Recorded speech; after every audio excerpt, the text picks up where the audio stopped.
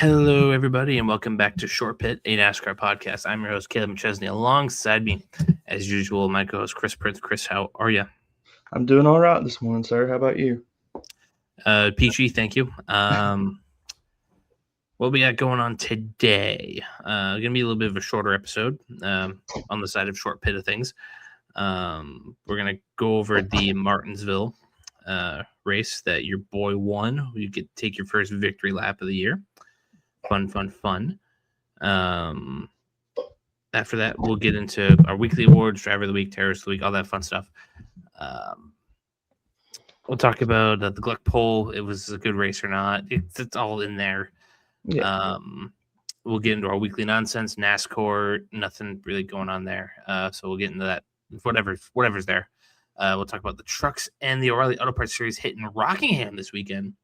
And we'll see what else we could fit in kind of a shorter time frame.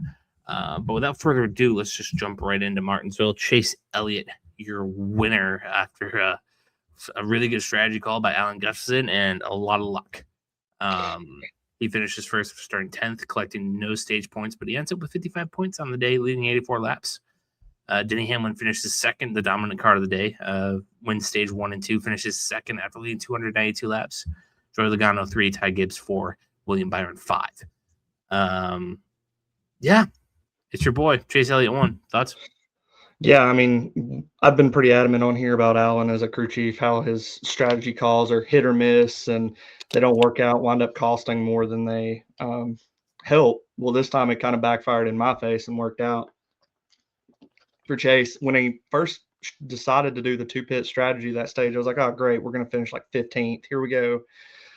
But the caution came out, and it worked out for the best. So it was good to see a call work out from Alan, and for once, because like I said, last week we saw the Watkins Glen mishap, we saw Kansas and Charlotte. I saw all kinds of things where Alan's called him to pit road, and it's been a horrible call. So it was nice to see one go.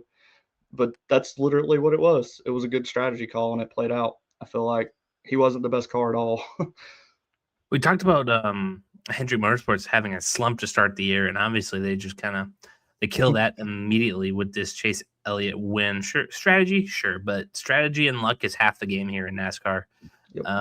We've seen it time and time before with all sorts of different drivers, all sorts of manufacturers. With Hendrick, it was a matter of time and a fortunate caution there for the debris on pit road. It gives Chase Elliott puts him in position to win. And what's he do? He goes ahead and does it. So you obviously wrote in the script if the brake rotor on pit road was a late yellow, was that in game?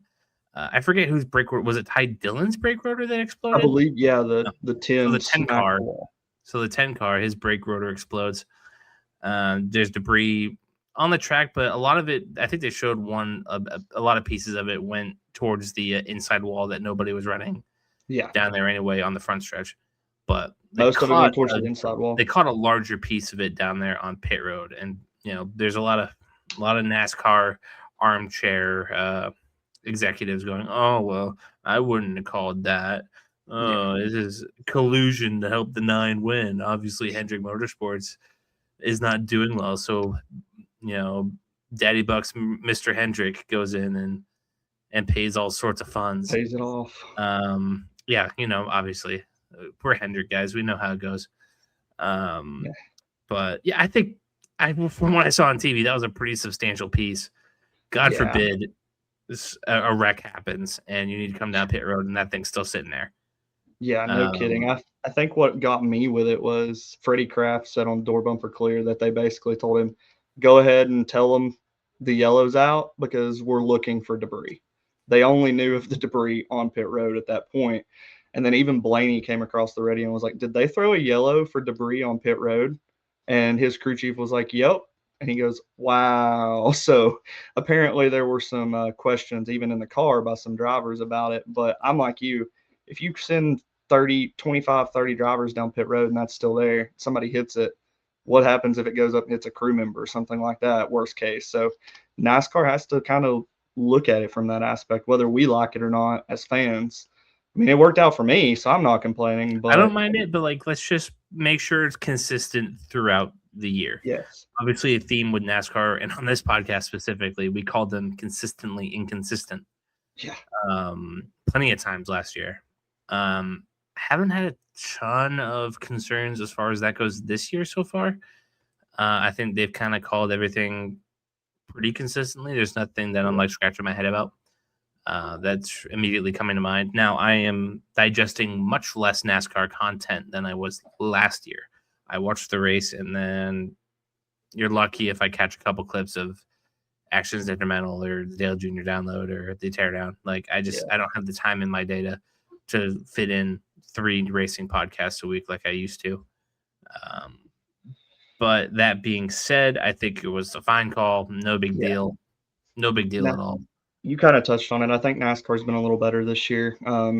Even with like the wrecks and things too, you saw that like in first week at Daytona, they let them run back to the green more often than not in a lot of those, races, and even after that. So I think we're getting better. Like you said, let's just keep this consistently going the right way. Let's not regress and go back to being like, good. who cares if the call is good or not? Just call that the same thing each the week. Rest of the year.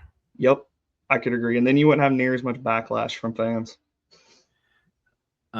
Speaking of backlash and stuff from fans, let's get into this this Gluck poll. Obviously, to start this car, the short track packages were not popular at all. The tires were not falling. There was not a lot of passing going on. It was kind of blah, and a lot of fans may feel like this was kind of a return to blah. Obviously, 50.8% of people in Jeff Gluck's poll said this race was not good. 49.2% said yes. Now, there's a lot of different interpretations that you can take this question every week. Was this a good race or not? Did you vote in it? I did. Okay, so when Gluck asks, was this a good race? How do you determine what's a good race or not? So personally, I look for Week to two week. things. Yeah, week to week, I look for two things, right? Believe it or not, I look for a belt to ass, or I'm going to look for a competitive race. I want to see lead battles going on, or at least competitive battles within that top 5, top 10. I want to have some interesting things because we've said it 100 times. They don't show the good battles that are way back in the field a lot of times, so we miss those on TV. Show me good battles that are at least in the top 5, top 10, so I can see those. And if that's pretty consistent, then I'll go, more often than not, I'm probably going to be on the yes side of things because I'm an older NASCAR fan. So a little bit of me likes to see the belt to ass because that's what I grew up on. I grew up seeing guys that were significantly better, at certain tracks than others, and they'd go out there and put that skill to work. So I have kind of a different criteria, I think, than some. Everybody does take it differently, though, like you said. Yeah, because when I think of was this a good race, this race wasn't a bad race. No. Was it good? I don't know. What makes a good race? I think just the compellingness of it all. What's super compelling about this race? What is super compelling about any race? Was there a story going on throughout the race that made it interesting?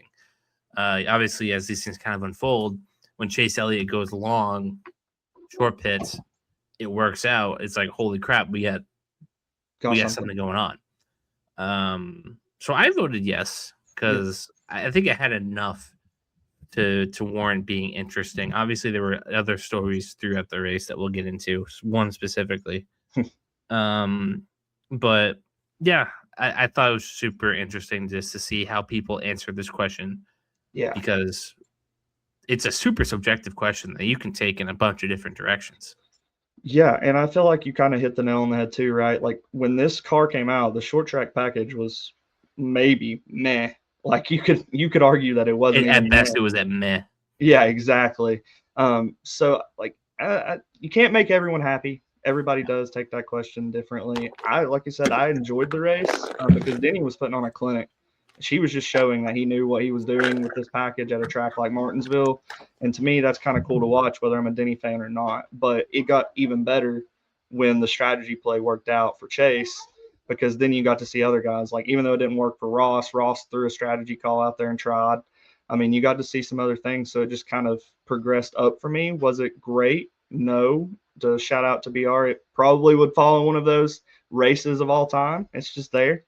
It's not really great, not really bad. So, but yeah, I agree. I think it was close. I can see arguments either way, but I voted yes ultimately. Yeah. We talked about one of the storylines of this race. Wouldn't you know it?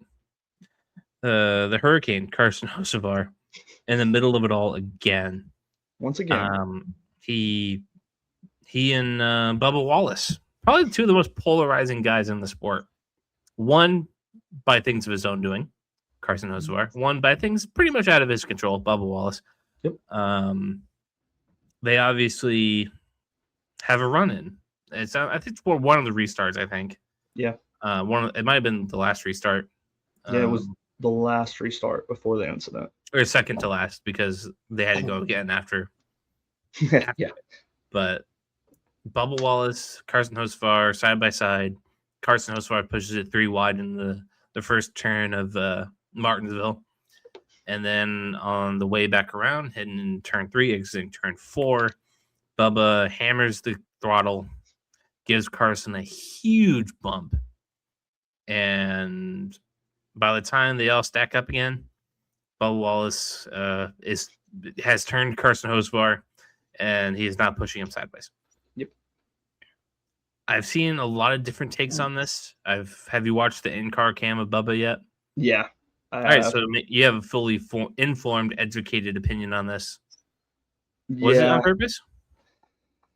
It's hard to argue no. I mean, honestly, when you see it, like, you could maybe – Bubba said it was a misjudgment. Like, well, that's a pretty big misjudgment from a guy who's never drove a race car, I will say, because everything points into you trying to send old boy up into the wall out of the way. But then you made it worse by just driving through him. Like, you didn't even make any attempt to just stop or go, around him. You just continued straight, pushed him on around. So, I mean – again, one of those things you could take it both ways, right? You could argue one way or the other, but I more often think the evidence points towards it being intentional, in my opinion. Mm-hmm. I think that Bubba was mad. I mean, in all fairness, is it good to take him 3 wide at Martinsville? No. It's kind of like a respect thing. It happens. But he did it, and Bubba apparently didn't like it and decided to, instead of taking his crap, show him when it happens. I think the giant shove into turn 3 was that payback. When I saw the in-car footage on camera, on the in-car camera, and it sounds like he's kind of getting out of the throttle when Hocevar is getting turned. Like, I could see a possibility that Bubba didn't mean to turn him sideways. Yeah. Into that. The shove, I think he totally meant to be like, dude, drive your car. Yeah.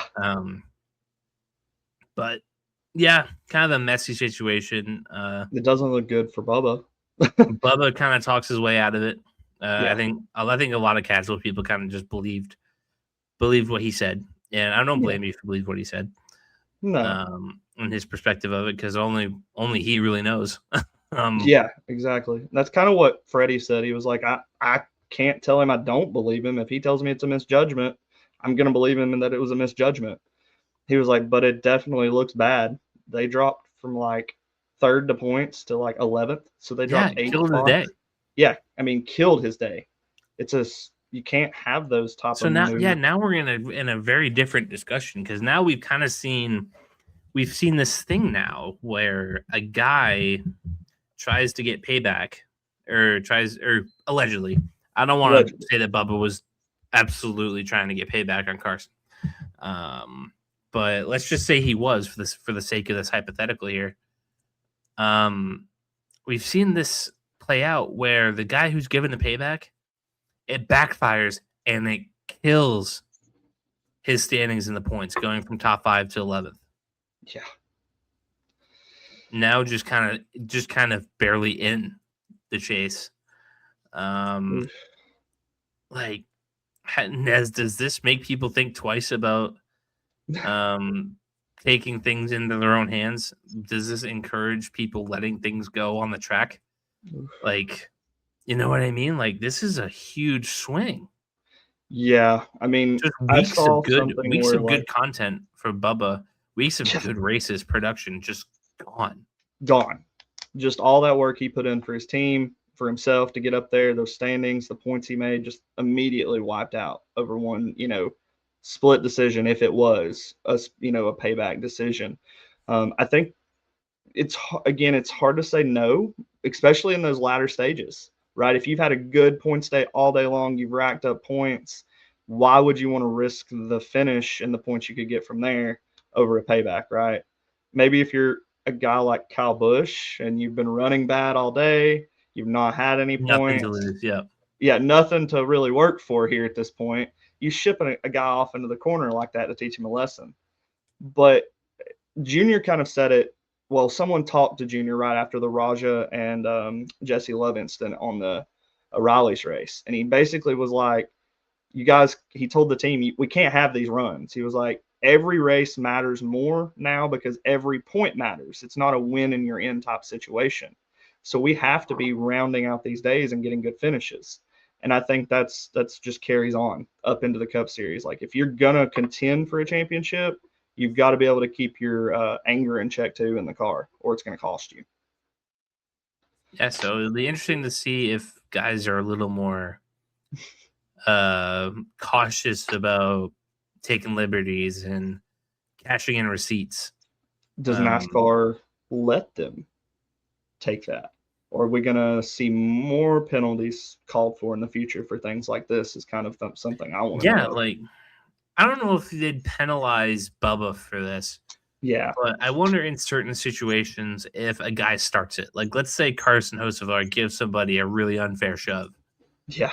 And kills a day. Does NASCAR step in and give a penalty? Because now the self-policing nature of NASCAR has been kind of neutered. Because if they do it wrong, if they go to push a shove and they miss and he hits the wall, like that changes your season. Now we're looking at Bubba Wallace very differently than we were just 2 weeks ago. Yeah. You know what I mean? Absolutely. You could see a guy like Tyler Reddick ultimately, if he doesn't have, consistent races here in the next few weeks or later in the season, and he just keeps falling, right? If he has an incident like that, it could kill a guy's season. And he started off, winning the first 3 races of the season, and he could arguably not make the chase because of some bad decisions of others. So I think you're right. Like, do we take that self-policing away in the future if something like that happens? And then what are the guidelines? Are you looking at your contenders? Who is a contender then at that point? There's so much speculative information if something like that happened that it would be very, very bad or very hard, I feel like, for NASCAR to make a decision. I'm very curious to see how the policing of NASCAR goes moving forward, because it is just so risky to give payback right now. Very. And I hate that we centered this around Bubba may or may not have given a receipt. Yeah. Because I don't want to use him as an example of policing gone wrong if he wasn't policing. You know what I mean? Yeah. But I think I'll probably line up more with you in that aspect. That first shove is probably warranted. Like, he's trying to be like the veteran guy and be like, nah, you don't run us like that here. But I don't know that he necessarily meant for old guy to get sideways, because it cost him and it cost a lot of other good drivers some points because of his stupid mistake. And Bubba's pretty hard on himself in that aspect. So I'm sure he probably kicked himself pretty hard. Especially at a track that he's really good at. Yeah, especially at a track like Martinsville. All right, do we have anything else from? Nope. We're just going to go right into our weekly awards here. Let's start out with the terrorist of the week. Who are you going to give it to? Oof, that's a tough one. it's hard to not give it to Bubba because of how many cars I got took out, right? Like whether it was intentional or not, just from that.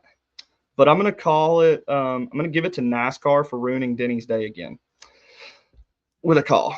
I'm gonna give it to NASCAR for even though it gave Chase the win, I feel like Denny had the dominant car and it just killed his day. So NASCAR terrorized Denny once Did again. I read something somewhere that Denny's like 0-81 when he wins the first two stages? Yep, it's some crazy stat like up in the 80s where if he wins the first stage and the second stage, he has way less luck winning the race.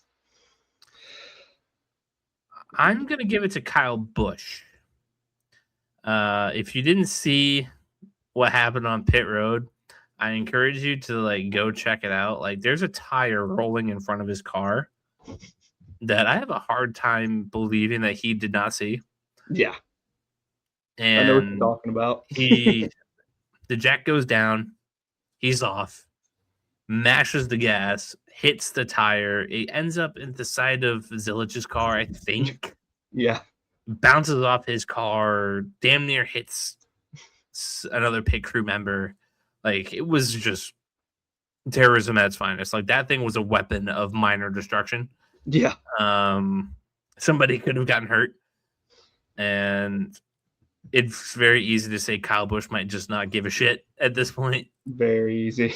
But I don't want to, indict him on something that I don't know for sure.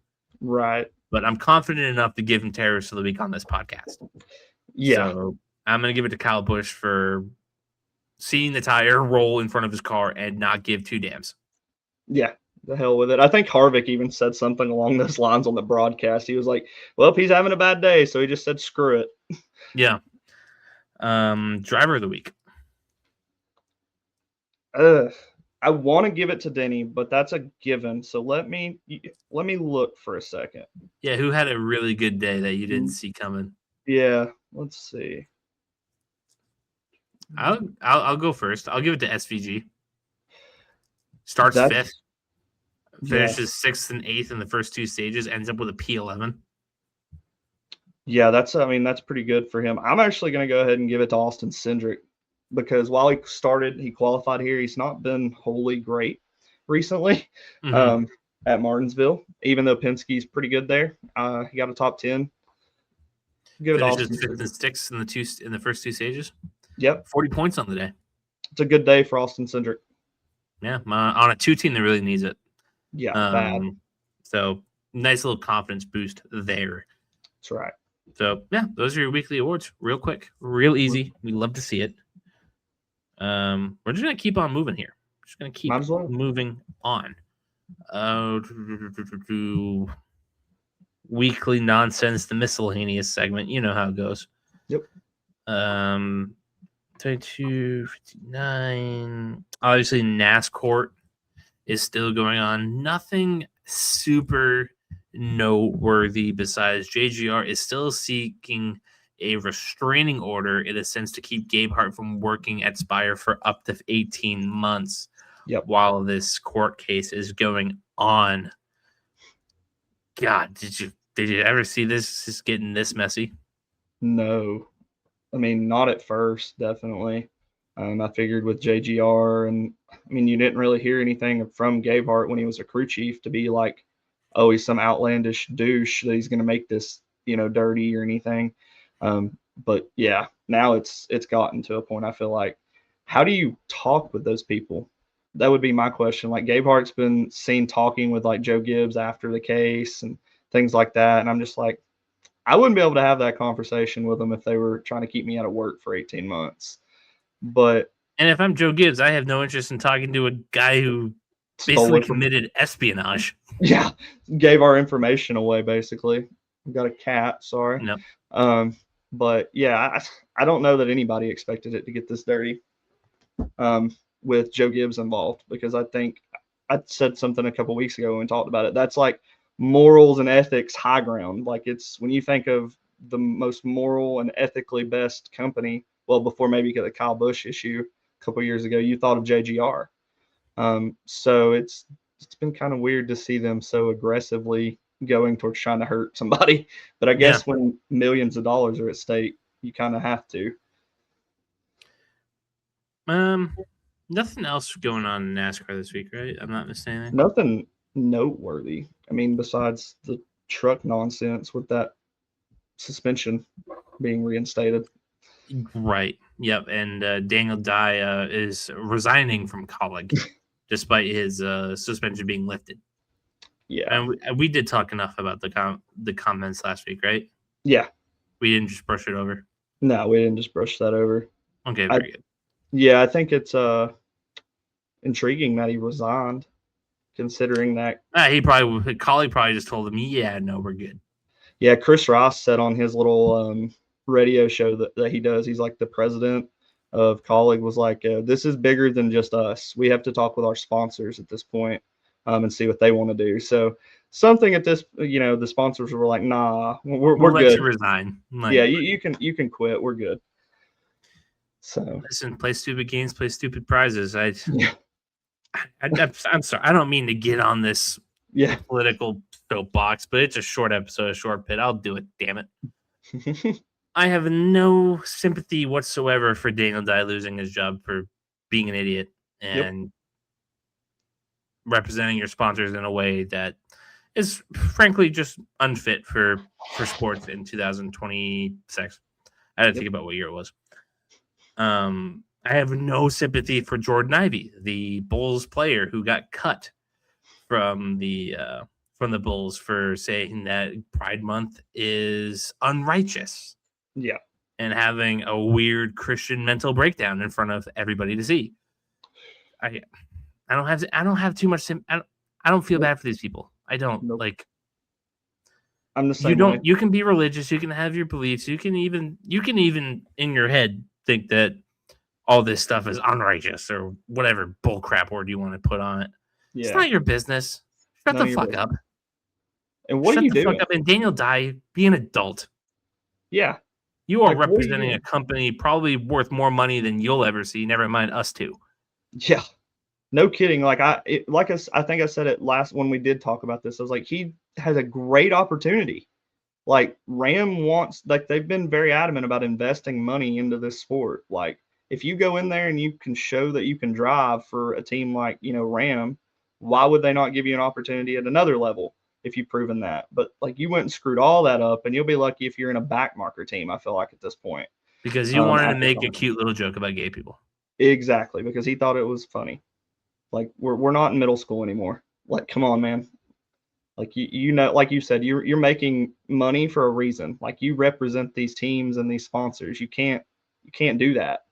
Like it's not good. Even we saw it back in COVID, right? Even the best of the best, Larson was punished for something like that. Like, and he had to go on. He failed upward, but yeah, he failed upward, but he had to go on a pretty interesting rehab tour to fail upwards. I feel like after that.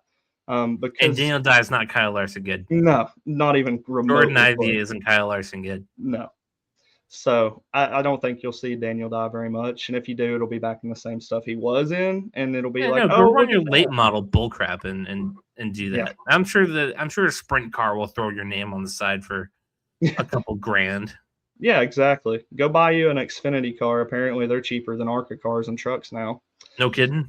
That's what Tommy Baldwin was saying on Door Bumper Clear. He was like, the ARCA cars, like if you want to go get in a good ARCA car, you could pay just as much to get into an O'Reilly's car.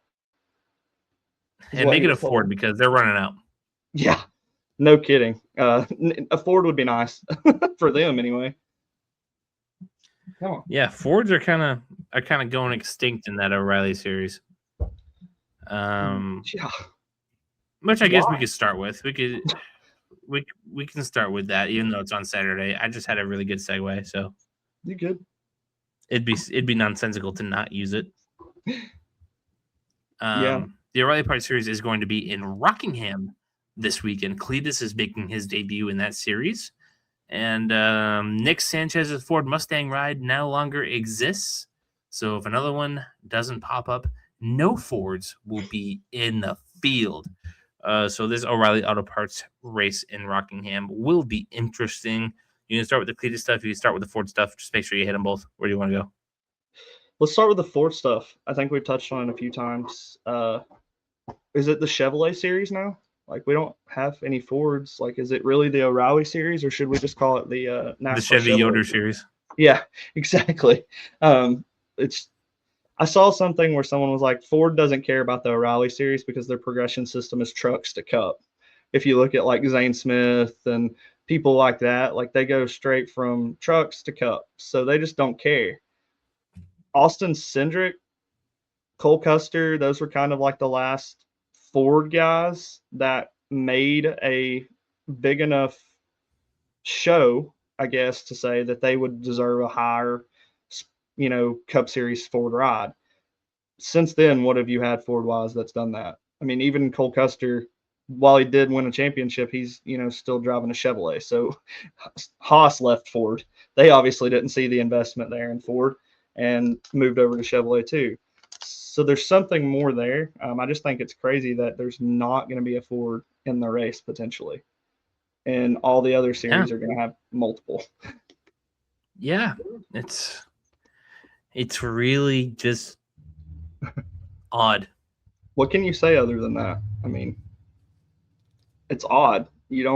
I've never seen it. Like, there's never been talk in, my fandom period of one manufacturer that's still actively in the sport not competing in a race.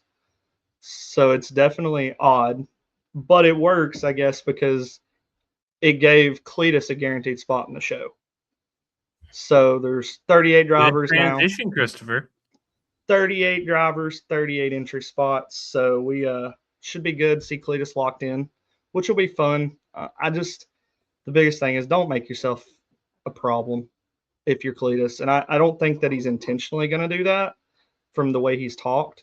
If he just has a good race and finishes the race, like let's just say top 15, top 20, low end top 20, I think it's a good day for him. He took on the lead lap.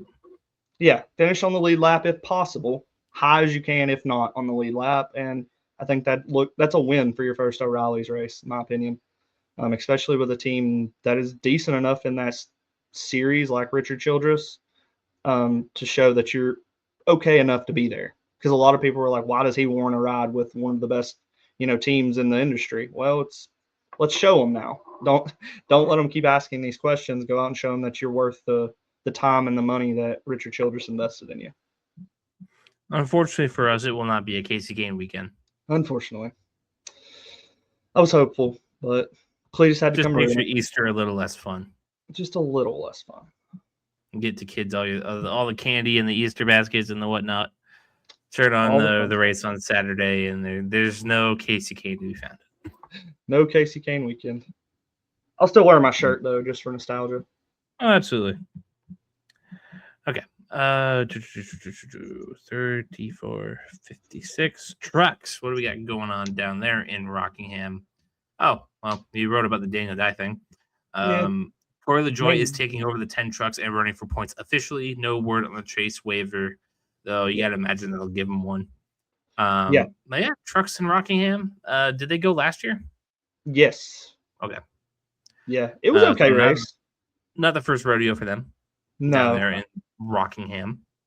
Did you watch any of last year's race before Casey got? I watched a little bit of the Xfinity race. I didn't watch a lot of the the trucks.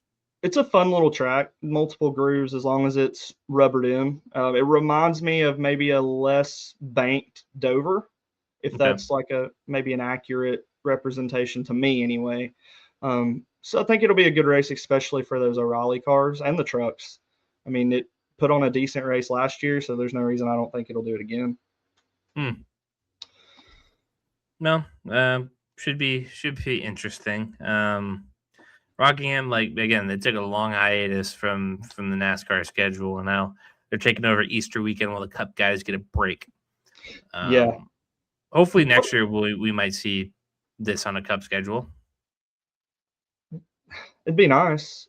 I got to watch the last Rockingham race when Matt Kenseth and Casey Kane finished 1-2 within like 0.2 seconds of each other. So it was a good end to that. I think that the track would make a good series for a good race for the Cup Series guys. I think it would definitely take some getting used to in that car because it is a little bit of a different track. but I don't see why it wouldn't be a good race, in my opinion. No, I'm with you. My biggest thing, though, with this truck series thing, Corey LaJoy, what do you think about the guy who's like, nah, I don't want to run trucks last year because it'd be like going back to Little League after I got to play in the majors, and now he's running for a championship. Crazy how that opinion changes, huh? Yeah. I just immediately when I saw that, I was like, what? Didn't you just say last year that there's no way you'd go back? Listen, new year, new him. New year, new him. We'll see. We'll see what happens. He took his points from the Cup Series down to the Truck Series, so wasn't very much points in my opinion. No. But he was able to do that. Cletus was able to take his. But... Yeah, Cletus took his from the trucks up to O'Reilly's too. So again, really interesting that they did that. Like what would have happened last year? Like Connor Zilic has like a bunch of points. Are they going to let him just jump to Cup Series in the play? Jump to Cup. I bet there's some sort of bracket. Like if you're top 10 in points, you can't leave and go to the next series. Like I bet that's something of it. Like you can't take your points and go do that. But I just go like Kyle Busch rank up a bunch of points in trucks. That's right. Like Kyle go win a truck championship and his fans might be a little happy. Yeah. Kyle Busch would be happy once he's done Cup racing. Yeah, I do too. We're probably a couple years away from that, but I think he'll be in a Spire car when he retires. You got to think they got to be the ones that are willing to do this whole operation he has with Brex. Yeah. But we'll see. I think we still got a couple ways to go. Brex is only 10, 11? Shoot, I think he might be a little older than that. Just a little, but not. No way he's a teenager yet. Brexton Busch is 10. 10. Dang. So, yeah, we got a few more years. I don't think they can race trucks at least till he's 16. So, God, so Kyle's got to go another 6 years. I don't know that he'll do it. I don't think. You might have to make the jump to trucks 2 more years, much sooner. He'll do 2 years of Cup, and then I bet he'll part-time it. Trucks wherever he can here and there. I don't think he'll race full-time Cup if he don't have to after that, unless he just gets a good money-making deal where he can pay the grocery bill a little longer, like Brock Lesnar is saying apparently. Yeah. All right. Well, that's your O'Reilly Auto Parts and Trucks preview there. We obviously have no race this weekend, so we're not going to preview Bristol until next week. We're not going to make picks. We're not going to do that. None of that. You have to come back next week for that. Right. But what we can do, since we have 25 minutes for our usual hour, I'm not going to push us to go all the way to the hour. But I do kind of want to open the floor a little bit for at least a couple minutes. Is there any loose thoughts around your brain that you want to throw out there? Any loose opinions that you just want to toss out there? We call it clip content, is there anything you just want to fire off? Let's go see. I had some stuff that I was thinking on. I'm big on my thoughts. Like I bookmark stuff. I'm an old man in that aspect. That's great because I don't do anything. You're good. I just kind of say stuff and then I'm like, ooh, that didn't sound good. That didn't sound good at all. I think my biggest thing here is Ford is going to fall behind if they don't start developing drivers. Because, yes, you've got some young talent. You've got Blaney. He's probably still there at least another 10 years, I feel like, right? And that's probably shortening him a little bit. I don't know that Logano goes another 10. He might. It's possible. He's still relatively young. Cindric's only 27, and I know that he's nobody's favorite, and then he might not even have a ride depending on how his performance goes in the next couple of years. But he's still a Cup Series level driver. Yeah, still a Cup Series level driver. It's just his limits with Ford are going to be very, or his options with Ford are going to be very little. There's not going to be much if he leaves Penske. Well, it's just Penske, RFK, Wood Brothers, right? That's right. That's it. That's all you have Ford wise. But the occasional back marker that throws in every once in a while, but even then, more of them are lined up with Chevrolet teams. So you could very well see, I wouldn't say the exit of Ford from the sport, but you could definitely see Ford fall back into like that mid 2000s range where Roush was non-existent. Penske was here and there because their talent was older until they got Brad and Joey. And then once they got Brad and Joey, they were competitive again. So I think if Ford doesn't take some developmental things seriously, we could see Ford fall off as one of those top tier teams in our sport. You talked about Xfinity cars being cheaper than ARCA cars. Yep. There's got to be something that we're not the ones in charge. There's something that somebody has got to be able to do to fix the investment in the O'Reilly Auto Parts Series. Like, Agreed. There has to be something that can entice teams like RFK, entice teams like Penske to invest in that series and get some cars in there and figure it out. Brad's talked about it a couple times here and there. He's like, we would love to. He was like, get somebody in that series. He was like, but it's got to make sense financially for us. And he's like, right now, it's not that it's negative numbers, the way I've understood what he's talking. It's just not a positive enough game for them business-wise to feel like it's smart. So, I mean, like, if he explains it to me like that, I can understand it. But I'm like you, why not incentivize a team like RFK? Incentivize. Yeah, gosh, it's early. Sorry, Massachusetts education. I just had to fucking. No, you're good. Yeah, you're good. But like, just get somebody in there, like a team like Brad, because Brad's open to it. Why not go to him and be like, hey, as Ford, we know you guys are open to this. Let's put something together, throw them some money their way, or NASCAR for that matter, if they want to. But I think that somebody's got to make it more interesting for the teams to get back into it. Otherwise, it's just Junior Motorsports and JGR. Yeah. I mean, might as well be the Junior Motorsports series at this point. I'm like scrolling through r/NASCAR to see if they're talking about anything. It's not a lot, and there's not gonna be any Cup drivers at Rockingham. Whoa. For anything. This is a new one, just an interesting thing. Okay. SVG has the best career average finish through 7 races. He's third behind Tyler Reddick and Ryan Preece. Reddick's finished 5.7 average, Preece 14.4, and SVG now has got a 15.7 average finish through the first 7 races. It's not bad. So, and he's got like a record too in there. Like, yeah, SVG's out here proving us wrong.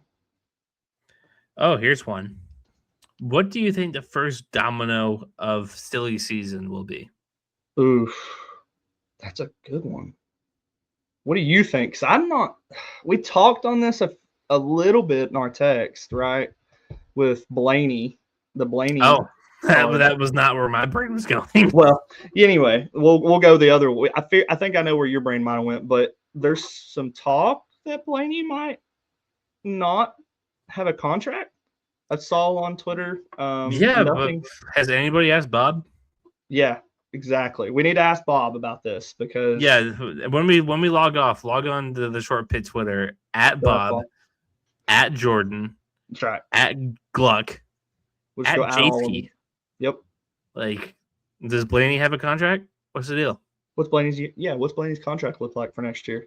Yeah, that's what you need to do. That along with the belly up polls that you all should be voting on and voting for us. We're in a dead heat tie right now. I know. We're the little guys here. We only cover one sport as compared to some of our other competition covering multiple. Yeah, but the niche sport might make us better. That's right. I think we can focus more. So there's a popular answer of Kyle Busch rage quitting RC. I hope so. I mean, define rage quit.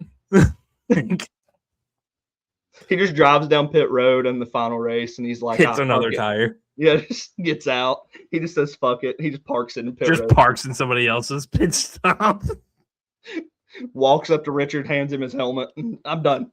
No, he parks in Austin Dillon's pig box. God. Gets out, hands him his helmet, says I'm done, walks off.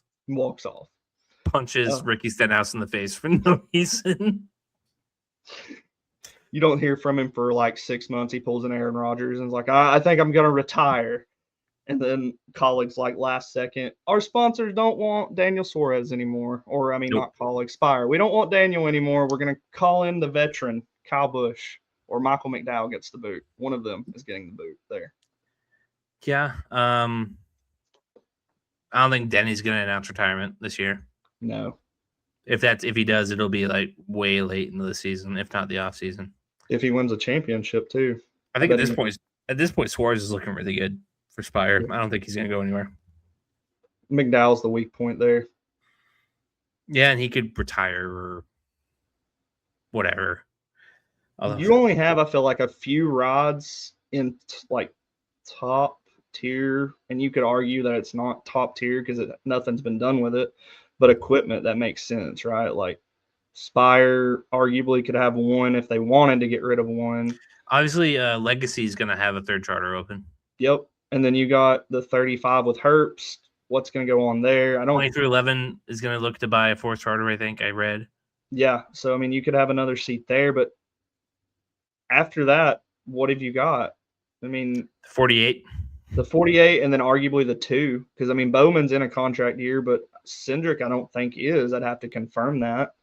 But again, we know that in NASCAR, it doesn't really matter. If you don't perform, they're going to kick you to the door. Doesn't say anything beyond 2026. Well, I mean, so obviously where my head was going, where I mentioned a Bowman retirement would not shock me in the least bit if he has another setback. Yeah, I could see that. I would hope that it would just be if he has another setback, he's out for the year. Tries to rehab and come back. You reevaluate next year. You give him a 1-year extension because you're not going to get any better anywhere else. Yeah, we talked about that. So, but I think that's an interesting domino. How does it fall? Because that's up there again, like with JGR. You know, HMS is a top tier team. If a seat's open there, you should jump on it. Like anybody that has the chance to jump on it should jump on it. But I think there's still so many unknowns with that seat. It's like Junior, right? Like Rogers Jr. was getting into the concussions and things. Like, he wanted to race, he wanted to be there, but like ultimately, was he going to be able to?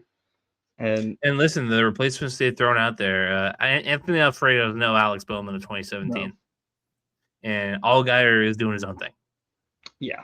I don't think Allgaier cares as much. He's running for. Do they have another Bowman in house? It doesn't look like it. No. Do you throw a young guy in there though and let him ride and eat up money for 2-3 years until he gets his feet under him? I don't think that's smart. But Ally is not going to love it. No, Ally won't love it at all. So you risk losing that. You risk losing that with Bowman. Yeah, if you wanted to let him go. If you want to let him go, that's the big thing. Unless they go to him and to Ally and they're like, look, we've got this star talent lined up to come take this seat, but we want you to. Don't. Yeah, no. You think Ally wants to sponsor Kyle Busch? What if they go and get Jesse Love? What if he poaches Jesse Love? Maybe. This is the only one I feel like is. Do you think he's a Hendrick guy? Do you think he's? No. He reminds me a lot of Kyle Busch young. He races really hard, really aggressively, and if something gets done to him the way he did it, I don't think he's very talented. I don't think he's as talented as Kyle Busch. No, not nowhere near as talented as Kyle Busch. I mean, so there's not any glaring, like Connor Zilic was last year, like glaring, like, oh, this guy's going to get a cup ride. You don't have that right now, I feel like. I mean, Jesse is probably the closest just because he won the championship last year, and that's still, arguable. You could say no. 18 is slow, unbelievably slow. Yeah, it does not look good right now. But yeah, the Bowman surprise retirement would not surprise me at all. Nope. What would happen after that would be the surprising part, in my opinion. Yeah, it's just what the hell do you do? Reddick's not leaving. Jordan's going to throw the bank at him after this year, so you can take that one off the table, I feel like. Oh, here we go. Here's how we'll close it. On r/NASCAR, there was an Alex Bowman positivity post. The post goes, I promise this isn't a 700th post about how the future of Alex Bowman beyond 2026. Instead, this is a positive post about AB. I'm going to ask some questions. Feel free to discuss below. We'll answer our questions here. Number one, how would you rate his career up to this point? So rate, do you want to let's go 1 to 10. 10 being definite Hall of Famer, great. 1 being you suck. Yeah, I'd give Alex probably a 6 in that aspect. Like, he's competitive. 7, 6, 7. Like, not for the kids out there. But yeah, he'd be in that range. I think Alex is he's a cup level driver. Like, he competes. He's always there as long as the car's there and under him, and he doesn't get wrecked. So I don't think he's horrible. He's probably not Hall of Fame type guy at this point, but he's definitely not the worst out there. Yeah. I'd say 7. Yeah. 7.25. 7.2. Number 2, favorite Alex Bowman victory. I obviously only saw one, which was the Chicago Street Course. It's wallpaper. It's the wallpaper on my laptop. It's my profile picture on PlayStation. The Chicago Street Course victory is my favorite. But you obviously saw them all. So what was his heater year? Was it 2021? 2021. The Martinsville race where he bumped Denny out of the way. I'd not seen Denny get so mad to where he had interrupted a burnout before in my career, but he went up to right in front of him. Yeah, parked right in front of him. So that would probably be my favorite Alex Bowman win. Favorite Alex Bowman paint scheme? Ooh, he's had a bunch of good ones. Mine is the 2023 night edition. It's black and it has like the neon pink, purple like stripes, and it has the blue numbers on the side. I think he ran it the night Atlanta race, maybe the night Bristol race. I'll go with since I don't know too many, I actually like the silver one he ran at Bristol last year when we went. That was awesome. That was a cool looking car. Was badass. Yeah, it looked good under the lights too. Number 4, favorite Alex Bowman moment doesn't have to be on track. Let's just say we have to exclude the bumping Denny. I like Alex's social post a lot, like the videos, like his sponsor videos. You can just tell like he doesn't want to do it, but when he gets there, he does it to like the best of his ability. So it makes it a little more watchable because you see some of the sponsor videos and you're like, oh great, another guy gritting. I love when they hand him the phone in the golf cart. Yep. And like he's like, so Chase, how do you feel about your car? Yep. And Chase just goes, it's nice. It's good. We're good. William, how do you feel about yours? Oh, that's fine.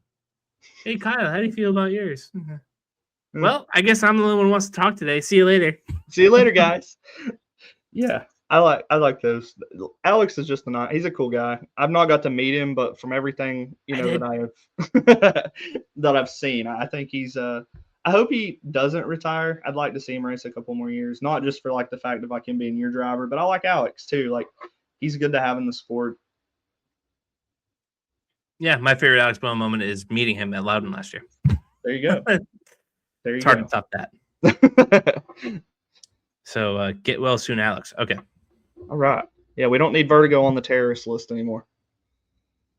It's if it's not on the list, it's a front runner at the very least. Look at that. We about stretched it to an hour. Very good. Look at us.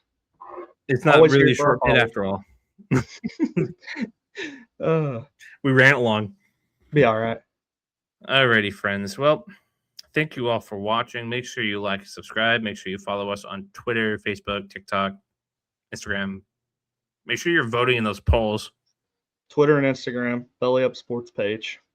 Go give us a vote. We got like 6 hours, I think, when I checked it this morning left. Yes, when this uploads, we might have like 2. Might have like 2. So yeah, go give us votes now. Hurry. Seriously, yeah. What are you doing? Like we're about to lose. Yeah. Why are you watching this far and not gave us votes yet? Like, go give us votes now. Make sure you like, subscribe, comment. We'll see you next week. We'll see you all next week to talk about Bristol. We'll see you then. See ya.